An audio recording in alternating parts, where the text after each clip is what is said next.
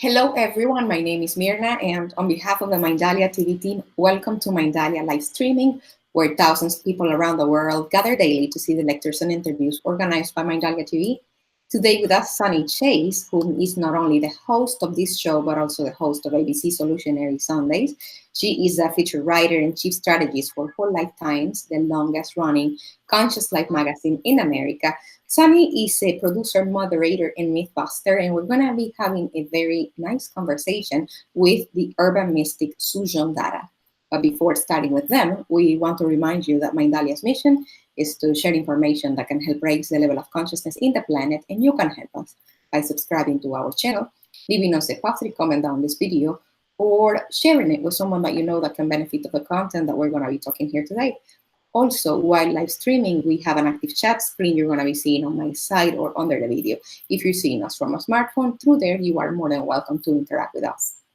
We also want you to collaborate with Mindalia with your own valuable content, and for that, you can just go to our website. On the top, you are going to be finding a link that says Collaborate with Mindalia. That link takes you to a form that you can fill out for our technical team to be able to get in contact with you.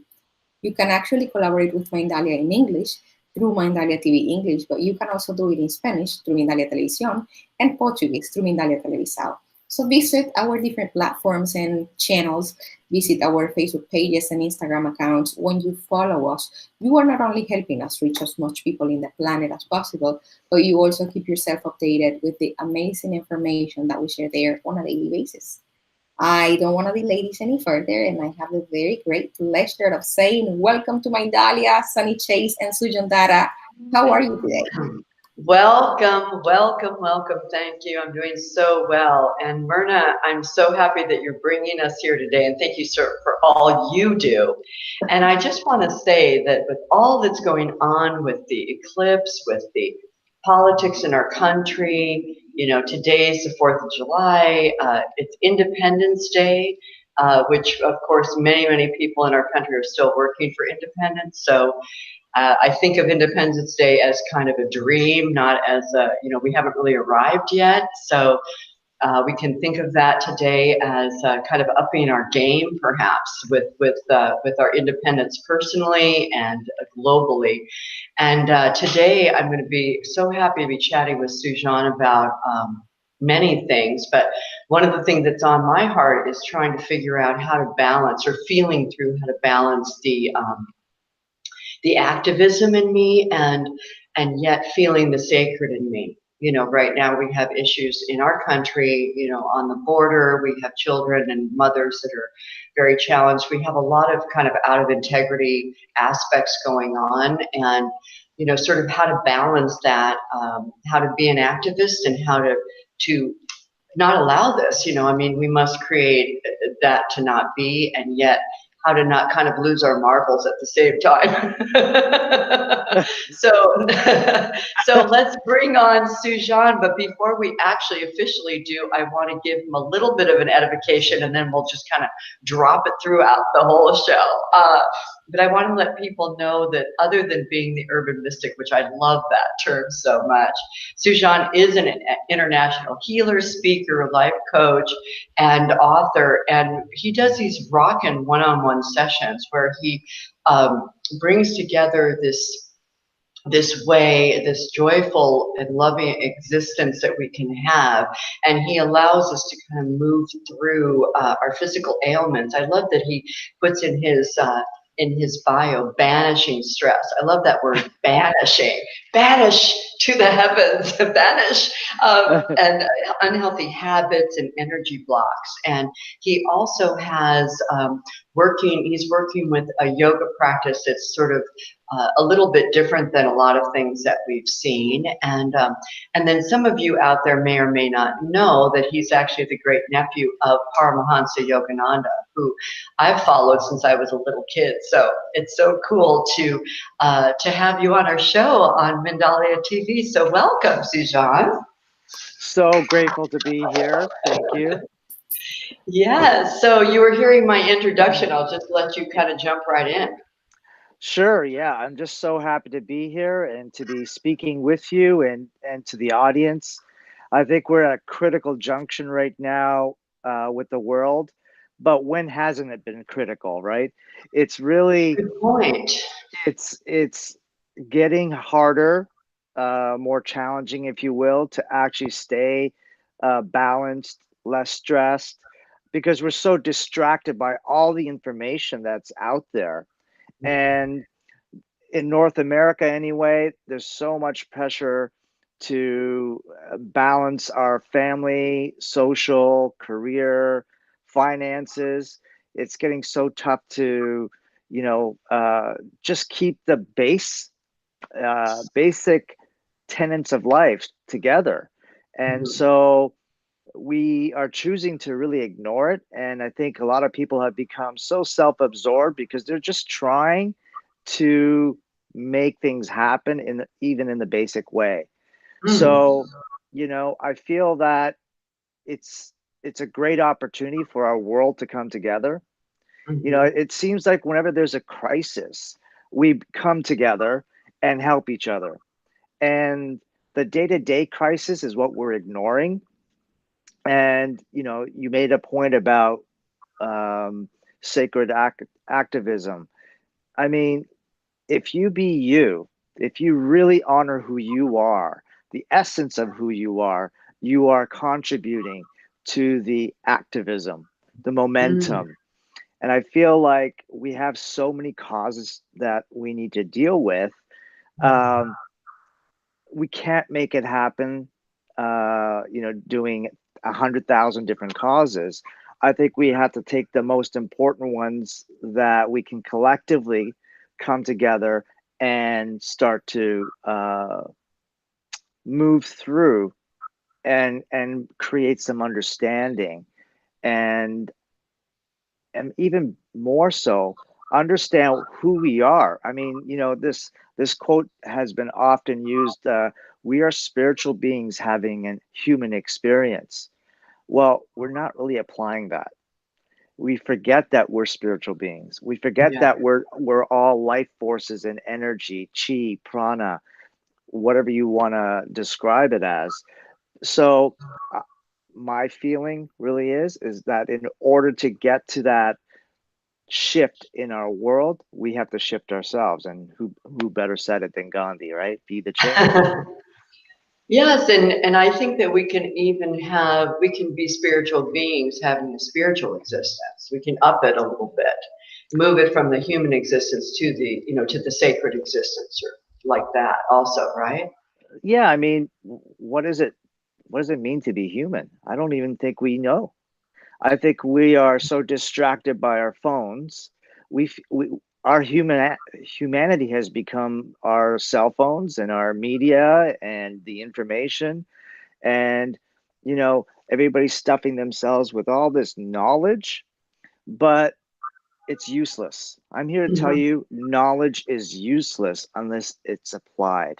Mm-hmm. In my practice, I meet so many beautiful beings who are, we'll call it lost, or they're in a diseased state, physically, mentally, emotionally, and spiritually. And what they've lost connection to is themselves. And we, as human beings, want to connect. We want to be seen. We want to be heard. We want attention, appreciation, just to know that we exist. And I Mm-hmm. feel like we're shutting that down somehow. And I believe bringing everybody together, as many people together in a community, is going to help a lot. Um, you know, like you said about the border, the issues at the border, or issues of, all the sex crimes that are happening. And this, so, I mean, we can go on forever with the list. But when we come together, it can't be done with this sense of anger and this hatred and me versus you. It's about unity, right? And if we really believe in spirituality, if we believe that we all come from the same source, the highest space, then let's bring that into our hearts. let's bring that into our bodies and mind. I mean, how many more books are we going to read or presentations about body mind connection? What happened to what happened to the spirit? What happened to the soul? Well, and I love what you're saying about the activism, or to come into ourselves. When you were talking about the hatred and that, I think what happens with a lot of activists is that we really come from, and I say we, I throw myself into that. We come from a place of fear, meaning I'm afraid that the planet is going to fall apart. I'm afraid of, for the children. I'm afraid of this or that. So there's this feeling, which is in some ways okay. I mean, I don't think it's completely off track Sure. to activate us, and yet I feel like for me and for all of us to be more effective and to be more in in the sacred, somehow balancing out our activism with knowing that all is well, somehow at the same time holding those two. And so if we hold those two, then we don't have fear. And I'm saying this to myself right now because because if I really think and I know that the environment is going to be okay, that humanity is not going to take it down, then I feel I can let go of my fear, and yet I still want to keep my activism activated, energized. Sure. I mean, But it's the balance. It's not. It can be off balance. I mean, it can. The fear can take me down sometimes. sure. And what are we really fearing, Sonny? I mean, if you really look at it, ultimately we're fearing that we're going to die, right? And and this planet is going to be destroyed. Um, I used to have that fear, but now I've come to terms with the idea that at the core of me is eternal. It's always going to exist. Energy is never created or destroyed. I'm going to go home. We all get to go home. And Mhm. and then we come back. I mean, that's on a very higher spiritual level consciousness. But when we release that fear of death, we can live, because Mhm. it's not in our mind or consciousness that, oh my God, if I do this, I'm going to get hurt. I'm going to feel pain. I'm going to die. I'm not going to exist as Sujon or Sunny or anybody else in the audience. But, you know, I think that's the key. I mean, if we really had our leaders understand and convey to the people not to fear, and kind of bring this kind of information out there, that life is really about expansion. Life is about experience. We're just simply experiencing this, whatever is happening. And Mm. you get to control, you get to create whatever experience you choose to have. So if you want to go to some sort of uh, picket or whatever you call it, what do you call that Sit in thing? or Yeah, protest. protest, holding a sign, that's the experience you're choosing. And maybe that experience will help you understand what's actually happening or share with others. Again, if we look at the basics, we just want to be seen, heard, appreciated, accepted. We want attention and loved.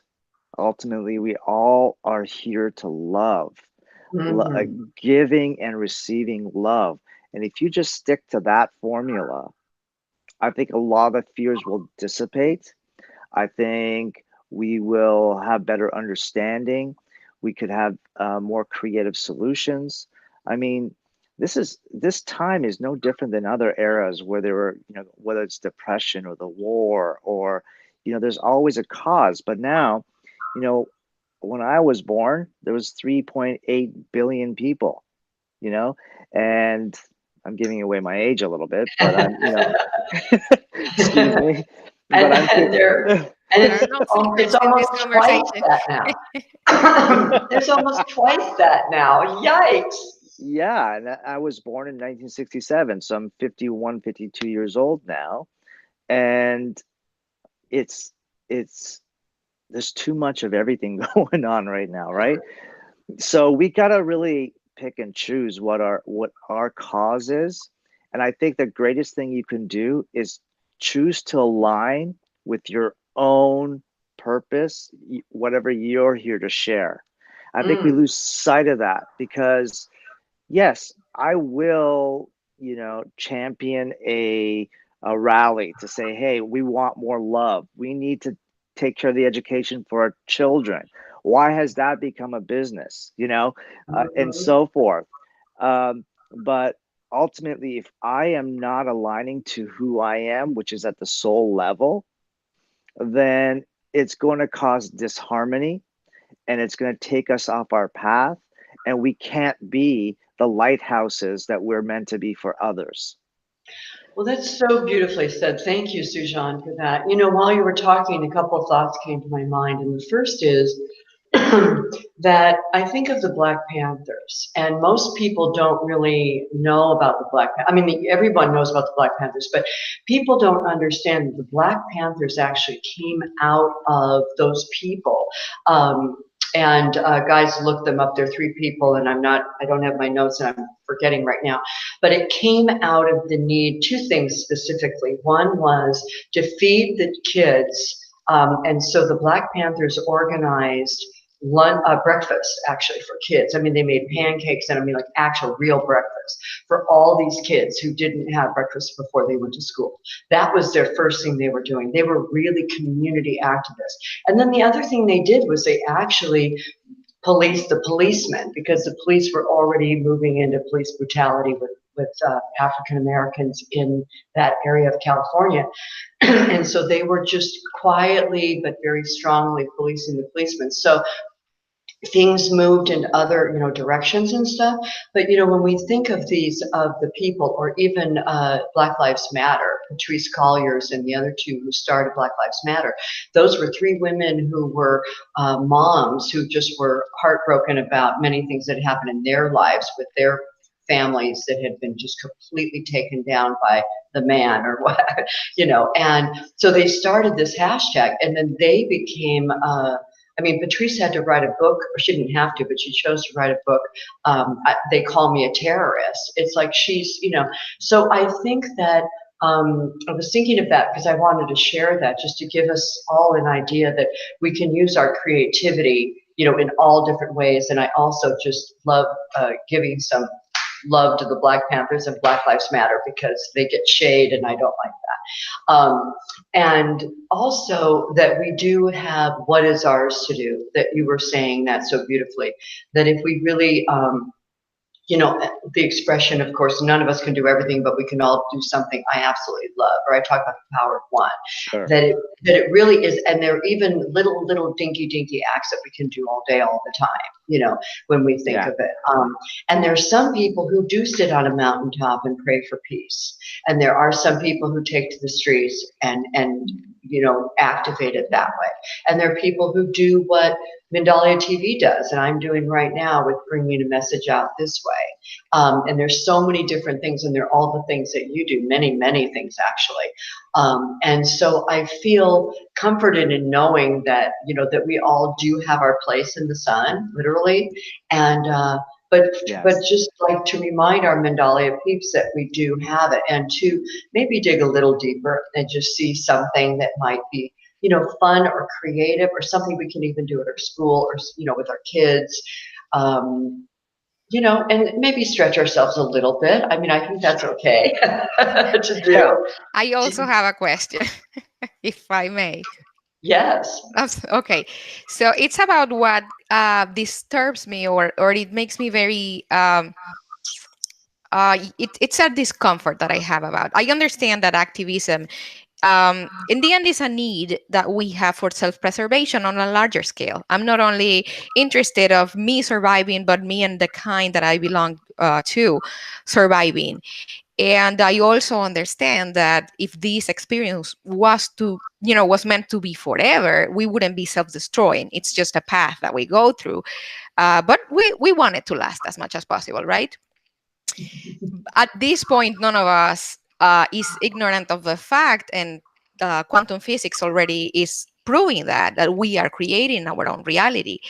So it always makes me very uncomfortable when we see activism that it's taking like a huge leap and they are doing a lot, but all they bring is images or speeches about this is wrong, this is dying, bears are gonna die, the forest is. So, in your experience, because I'm the newbie here, what would be the formula for us to keep being activists, to keep doing what we're doing, but actually planting a seed of actual optimism that can, in the quantum realm, actually materialize the hope that we want? Because what we're doing when we are advocating for the rights of the animals or the people, just bringing up the horrible things that are happening that keep perpetuating those things, because we are actually creating with the images of, and we all see that. So you guys are the experts, you guys have a lot of time in this field. What would you advise to someone that actually wants to start being an advocate? What will be the perfect way, or at least the most ideal way to do it? Yeah, I mean, I feel strongly again, it's not about hatred. It's not about bringing the negative forces to play to fight negativity. I think it's love. And love is such a word that everybody has their own definition of what love is, but truly there's no definition. It's indescribable. And so when you're looking at the practical side of how we bring this on, it's actually education.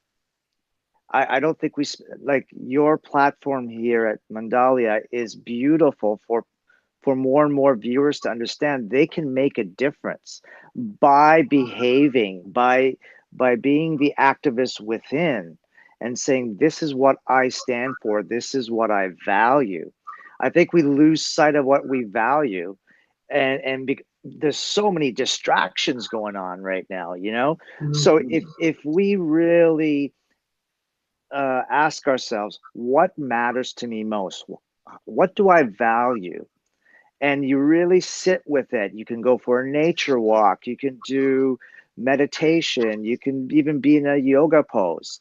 But ultimately, what you're trying to do is really go deep inside and understand why you are here so that you can become comfortable and release all those things that you judge yourself with so that you can come out into the world with some freedom.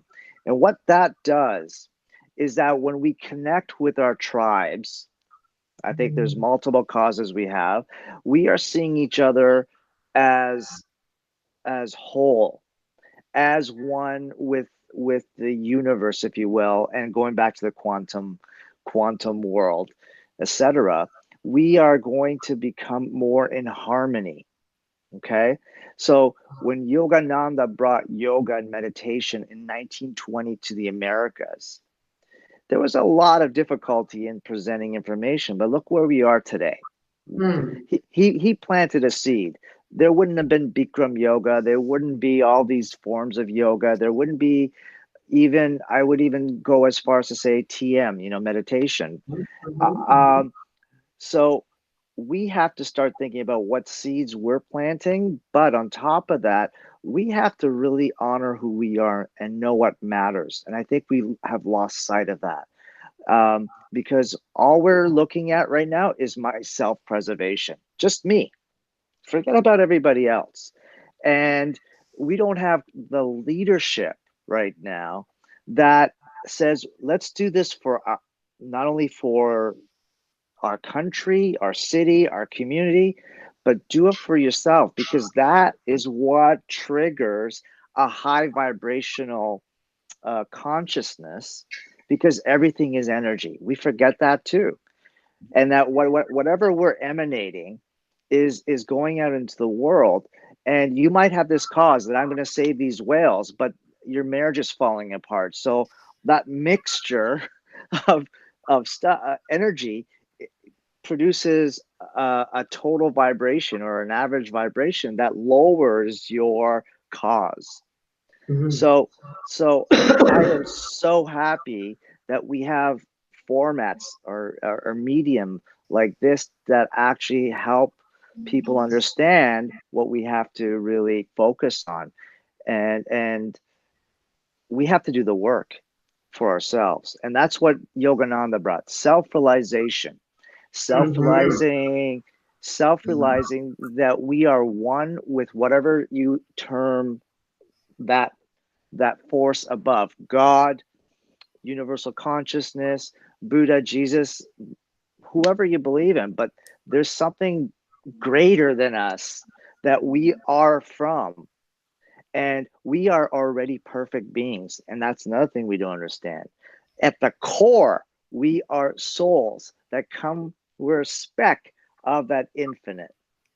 And if we can start to have our leaders start saying that and empowering people, inspiring people, guiding people that way, and not make it about money and survival, then we can actually make the shift collectively. Get the I know. critical mass for it. That's so beautiful. And what I would add to that, to just that, thank you so much for that, Sujon. That's really, sort of knocks it out of the park. The one other just little addition I would make is that when we think of being activists, or when you're saying that a lot of things are shown that are negative, and how that it's like there's that, and again, there is that balance of actually being aware. Like if we didn't know that something was happening, we wouldn't be able to activate it. It's like with our kids, if the teacher doesn't tell us that our son is having a problem in math, then we can't deal with it. So there's that balance of bringing up what is, the kitchen is dirty. Okay, fine, we're going to clean it, but let's get in with the cleaning and actually clean it. So there is that balance, and I do feel, and I've been understanding the balance, which does come from connecting the mind, body, and spirit. We talk a lot about the mind, body, but it's really about the spirit. And what I've realized so much lately, especially, it's been my journey in a lot of ways to find my own home. My home, like a little turtle. Where is my home in myself? And there was this sort of chant that I used to sing, which is actually from a musical. But I would do this chant that is from Wiz, but it's a Dorothy looking for home, and she sings, "When I think of home, I think of a place where there's love overflowing." And I would just sing that all the time, and it's like, that is what I'm looking for. That is what I'm looking for. Where is my home? And in some ways, I was looking out in the world, like, where am I supposed to live? Is it LA? Is it San Francisco? Is it whatever? And then I was really even doing the work with Dr. Sue and stuff, and reading her book, Energy Codes, it was like, that's what I'm looking for. I'm looking for home, which of course is so beautiful, because does that not sound like home? So, and mom, and all these words that, that come together. So I think that when we do get at that, if we can feel in any situation that we're in, again, I'm using the children at the border as an example, but it's like, it like makes me cry, but we want them to have a home. That is what we want. We don't just want to give them a toothbrush. We want them to have a home. And that is, so when we look at every situation, we want the animals to be free to have their homes. We want all to be home. Do we not, Sujon? I agree with you 100%. I think that's innately in us. I call it involution, evolution, involution.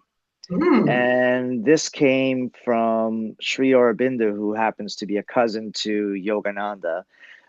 He brought integral yoga back in the late 1800s. Anyway, so involution is coming down from this infinite space. And then we're here to expand, like I said earlier, and it's evolving rather, an evolution. And then once we are evolving, we have to come back and bring it to our brothers and sisters, right? Whatever we're learning. And then we are really at the core wanting to go back home. And home is up there. This is just a temporary dwelling that we're sharing with each other. And if we really respect every human being and every animal and even trees and the Oh, rocks, yeah. you know, everything is to me, what I've learned through my, you know, not 51 years, but whatever, is Time doesn't exist. Time doesn't exist, Sujon. right, Remember. right. I see how the ego can play in here. So all this to say is I've realized that we talk about 3D, we talk about 5D, and some people are saying they're in 8D. Well, show me that in 3D, because live that 8D or whatever you think you are, which is, I think it's all ego. Bring it down here and share it with us so that we can all evolve together, right? Right. That's But powerful. so that's the involution. That's just really saying that I am committed to share whatever I learn, share whatever I experience, so that it helps each other. Like if we go back to neuroscience and quantum physics, there's only a 1% difference between you and I. And forget about gender and skin color. There's only 1%. That 99%, we're absolutely the same. So why are we so concentrating on the 1%? And here we are actually fighting the 1%, right? This is a discussion. The 1% with all the wealth. Well, let's band together as 99%. That 1% will not matter. Yes. When we decide to come together in a heartful way, because that's what I'm not into mindfulness. I'm sorry. My mind is already full. I, I'm into heartfulness. And heartfulness, as we have found out from Bruce Lipton and heart math, that the heart has greater consciousness than our mind, right? The heart, it has greater electrical and magnetic energy. And it's our access, it's our gateway to the soul, which is the bridge between the spirit and the body. So why aren't we more focused on how to access that, which would inevitably we will create a collective consciousness, understanding that we must respect one another, period, and be as you are, and create the home that we're begging to go back to, and bring it on this planet so that this planet's vibration expands.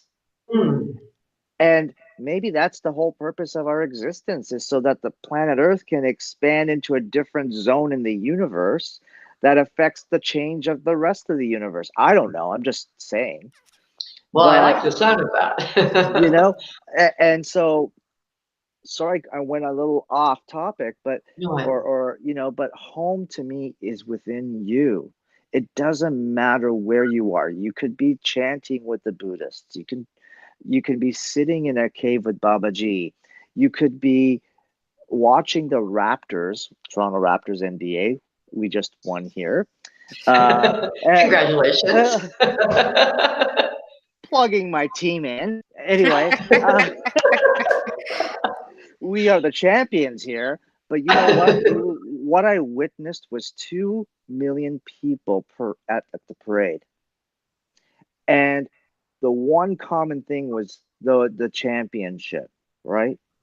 And it brought us together because we are all on the same vibe for that 5-hour experience. And everybody was cheering and joyful.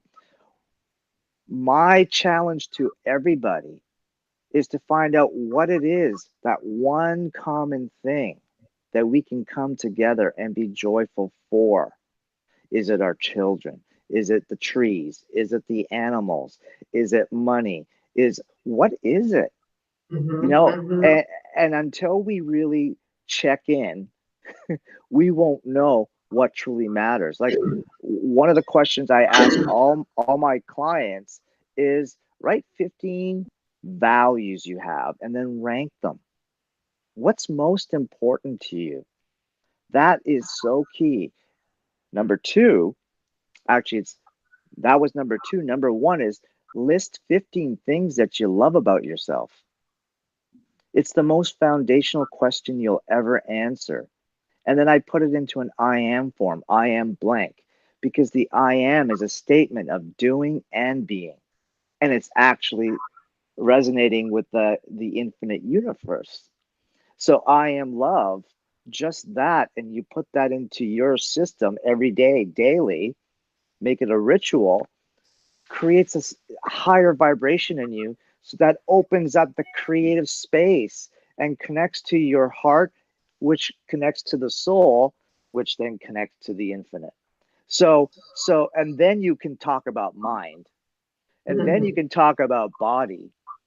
We're so busy doing affirmations, but there's no heart in it.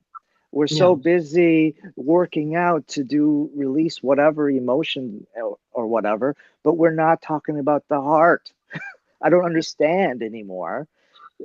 Through my 17, 18 years of experience as a life coach, energy healer, I'm just a human being, just like the rest of you. I just want to inspire and guide you to yourself. And I think that's where we have to start again. Is that Well, thank you. When you're saying all that, I'm realizing we're talking about the heart. And the other day I was listening to Jane Goodall, who, was the person who was living with the primates for so many years, a great anthropologist. And she just said in all of these years she's been living, and she just finally said that she felt that the truth is that we never, when we were talking earlier about, activism or communicating our message or, getting through to somebody else, perhaps, she said, we never do that with our words. We never do that with our intellect. We do it through our heart. And I actually wrote it down. I froze the TV and I wrote it down as a quote. And I'm now telling you guys, and I'm paraphrasing right now. But I was thinking about that, and I was thinking about the concept of home. And I was thinking, and when you were talking about ranking our priorities, if we have 15, top, and if all the people in the world did that, and how interesting it would be to see if people were really in their center of our home. And then we came from that when we ranked our priorities of our life and how similar they would all be. I'm sure they would be very, very, very similar.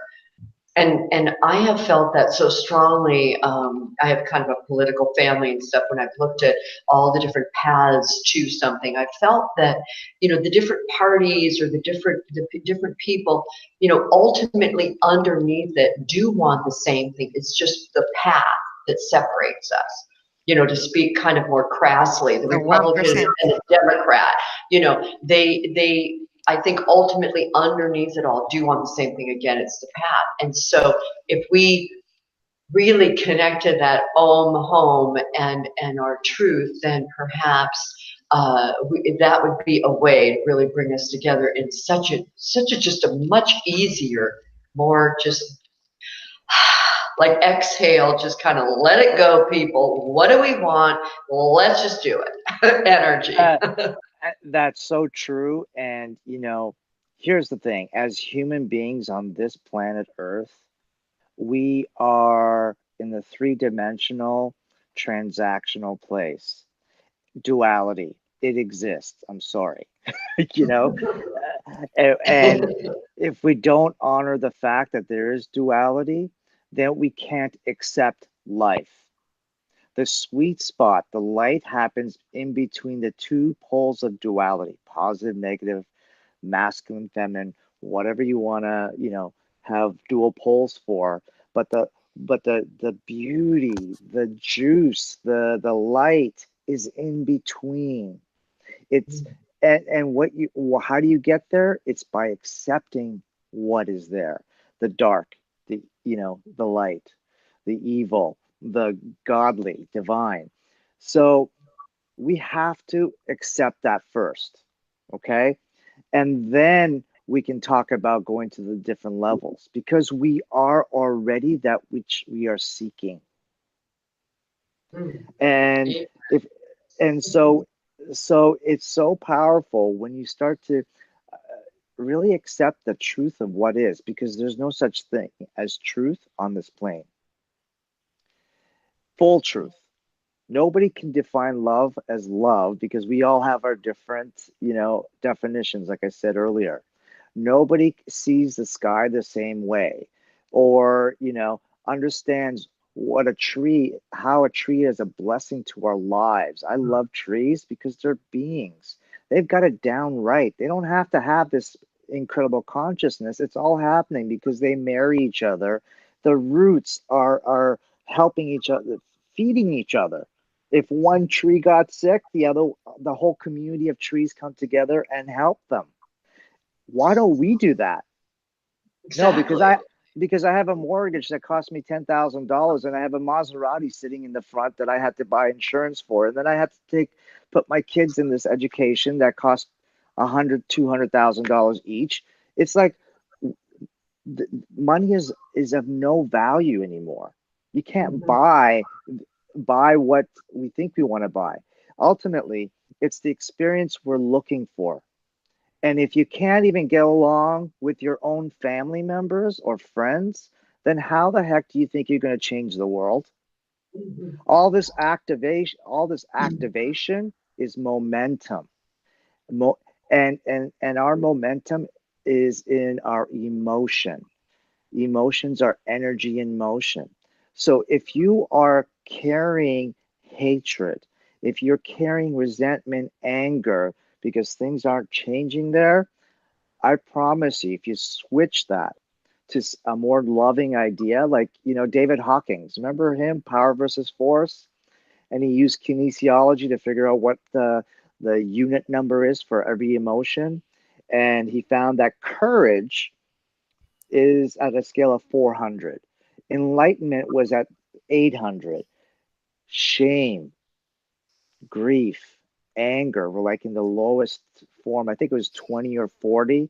Don't quote me exactly, but you get the idea that whatever emotions we're holding inside of us, which started as a thought, i.e. an intention, if they're low on the scale, it doesn't matter how much you go out there to those picket lines and I always call it picket lines, but protesting. Get along. My message to everyone is get along with your family, your friends. Really learn how to love them, because they're the closest ones reflecting back where you truly are. And then together, when we have this acceptance of each other, this love between each other, we can band together like those beautiful indigenous tribes, those beautiful, it's already been done in history. But, the natives, who were part of this part of the world before all this technology and evolution happened with the industrial age. They already knew how to be one with Mother Earth, and accepted the three-dimensional aspect of what is. When are we going to have leaders, true leaders, not politicians, leaders? I'm waiting for the next Gandhi, Martin Luther King. And I'm sure there's a whole host of them sitting up there, but they don't have Instagram accounts. They don't have Facebook accounts. They may not even have an iPod or iPad, iPhone. We're so distracted by this technology that we are losing ourselves on a daily basis. Like if I were to put up something on Instagram, maybe it's something like this happens to you. You're hoping that your 5,000 people will see it. And then you come back and there's only 28. You're thinking, what's going on? No, it's set up. It's set up so the algorithms are set up so that you have to buy an ad in order to share this message. Why aren't we handing some of this information to some quality leaders who understand quantum physics? They understand spirituality. They understand, you know, science of all kinds. They understand what people are really about, and give them the stage, so that Yes. our politicians, our corporations, and all those people that we deem, I won't say bad, but not so good, Mhm. to waken up the spirit in them. I mean, there are. Well, no, absolutely. And thank you so much for reminding us of that. And I know we have to wrap up here in a minute, but as you know, I think, Myrna, a short bit ago, I wrote an article for the Whole Life Times called "We the People of the Iroquois Nation." And in that article, you guys can actually Google it. I think it's online. You can just put in "We the People of the Iroquois Nation," I think, or Sonny Chayes. And it's a whole article that I wrote after a lot of research about where our Constitution came from and the actual Iroquois Nation that is the longest participatory democracy on earth. It still exists in the northern, near where you live, actually, in the northern part of Canada and New York and that area. And where the peoples came together and where the leaders were honored and the leaders were it's a whole story. But the point is that it is possible, and it's already been done, where our leaders are of noble people, of noble direction and heart, and when they get off course, they get taken out. I don't mean I mean other replaced with somebody else. I don't mean violently. Yeah. I'm not a mob boss. But you know, that's the thing, that we the people. The reason I wrote the article is because I wanted to remind us that we the people have the power, that we the people, we the manifesting community, the people I'm talking to right now, the Mindalia people, the Sujon Datta audience, the Myrna audience, are the people who believe in manifestation, who believe in the power of our consciousness. And if we keep, or when we keep the consciousness very high, that we expect our leaders to be of noble thought and of noble action, then we will create that, and those people will come up. Like you say, where are those people? We shall bring them up. It gives me the chills to say this. We have the power to bring them up. Come on, people. Come on, people. Yeah. I agree with you so full-heartedly. The thing is, the separation is still there. We're all separate. We all have our ideas of what we think our world should be. And so even those leaders, I mean, I'm not going to name names about some of these beautiful spiritual people. They still have their own little tribe, and a powerful tribe at that. But why are there like multiple leaders who say they can save the world? Why don't they come together and knock on the door of their brother or sister and say, bring your community together with mine. Let's come with a common cause, right? So that we can actually make a difference. I remember one of my yoga teachers said we need 144,000, may have gone up, people to come together, like the 100th monkey aspect. The critical mass. Critical mass. Only 144,000 is all we need. But the thing is, when we bring those 144,000, they're not on the same plane, right? Even though they say they're spiritual, even if they say they label themselves as higher conscious people, maybe those AD people, which upsets me, but whatever. So it's like, stop labeling yourself as something that you're not and just be it. Activism is motion, and it has to be you. That using all the universal laws of energy, physics, momentum is what's required. And until we stop getting distracted by so many causes and come to a common agreement and collective consciousness, nothing is going to change. And I think that is perfect. And I know that we have to stop there. I'm pretty sure. I know Myrna's going to say that we must. And so that's a perfect ending. And Sujon, of course, there's so much more that people can learn about you. So can you tell us where people can reach you, you know, emails or a website or anything like that? yeah, I have a website. Actually, it's being retooled as we speak, but it's still be existing. It's sujondatta.com, sujondatta.com. And then there's also the Instagram. I just got onto the whole Instagram game because I feel that's the platform now, I guess. As I talk woo woo and spirituality, I have so Sujon Data Healer is my IG account, and great way to get a hold of me and message me, and I'm on it. Cool. And you're going to be doing different talks and different things around, and then we can also reach you, I think, through the Urban Mystic. I don't call it the urbanmystic.com or anything like that. I just use my name, and Cool. yeah, That makes it easy. Yes, keep it simple, and then branch out like a tree. So guys, I really recommend that you do that. And as you know, I'm Sunny Chayes, and you can see me on Solutionary Sundays on ABC, and also in articles and stuff in Whole Life Times, and here and iHeart, and you can also do all the Twitter, all that stuff on Sunny Chayes, and you'll see me here next week. And thank you so much, Myrna, and thank you guys so much for joining us all the time, because we wouldn't be here without you. So we love you, and we're so happy to be sharing our creativity and our fun and games with you. Thank you. Thank you, Sunny. Thank you, Sujan. We truly appreciate the opportunity of you guys allowing us to be a channel for your words, for your ideas. It is a great opportunity. We don't take it for granted. Thank you. And to our audience, also, thank you for being with us. We truly appreciate the time that you spend seeing our screen and receiving the messages that we send.